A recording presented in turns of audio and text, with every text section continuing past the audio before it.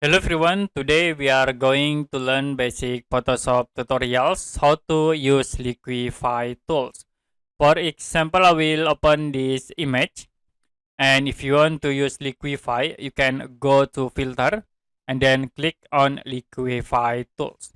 We will move into Liquify dialog box, and in here you can see we have a lot of tools, like you can use these tools. It will be make small like this. You can rotate the image, or you can make it small by using after this option. I will make it small after this ace, or you can more bigger with these tools like this. So very easy to use Liquify in Photoshop. There are a lot of tools that you can use to edit your photo.